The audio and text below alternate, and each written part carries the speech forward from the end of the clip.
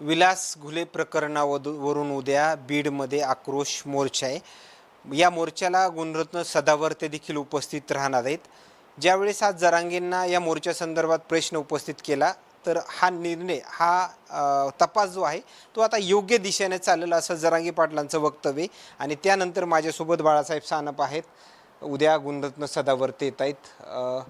बाकी कोण कोण या लढ्यामध्ये सहभागी असणार आहेत मोर्चाच्या? नाही, उद्या म्हणजे विलास घुले यांचा खून झाला.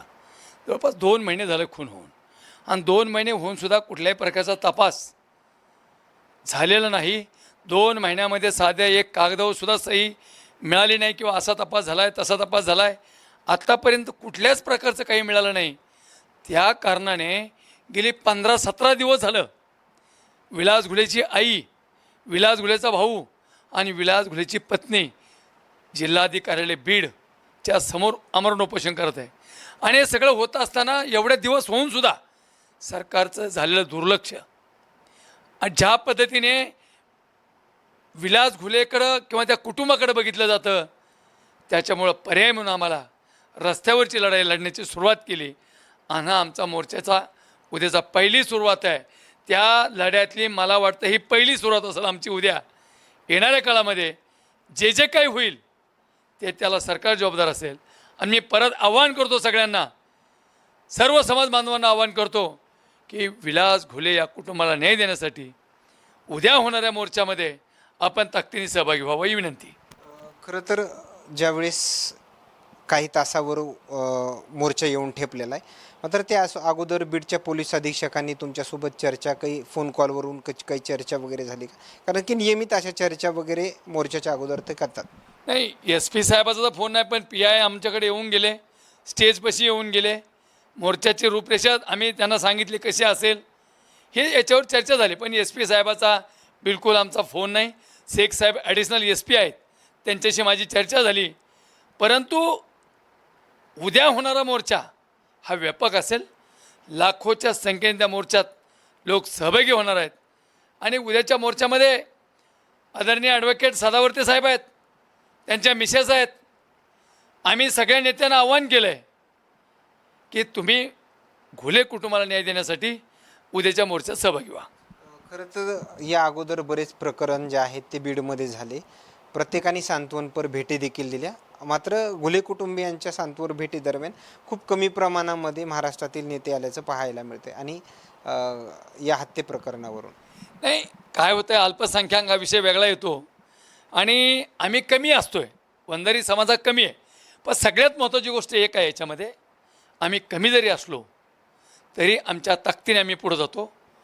आणि हे काही समाजाला आवडत नाही, त्यामुळं त्यांच्या भीतीने काही आमदार, काही मंत्री हे लोक आजपर्यंत घुले कुटुंबाच्या दुःखात सहभागी झाले नाहीत.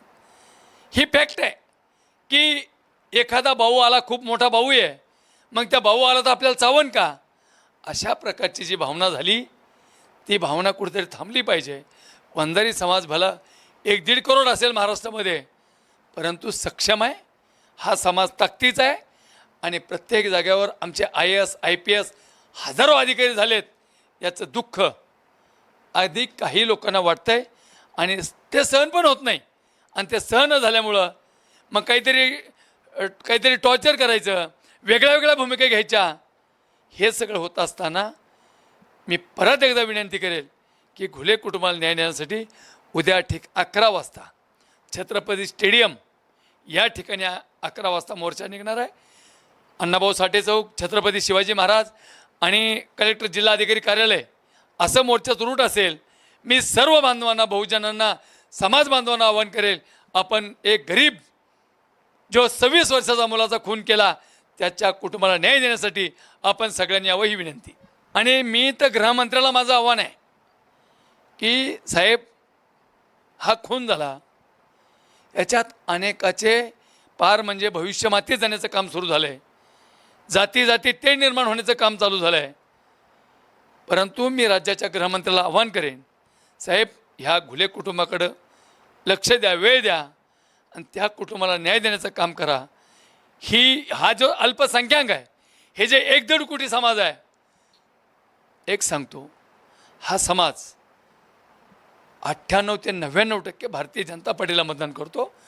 हा समाज आदरणीय लोकनेते मुंडे साहेबांच्या विचाराचा समाज आहे. हा भारतीय जनता पार्टीच्या विचाराचा समाज आहे.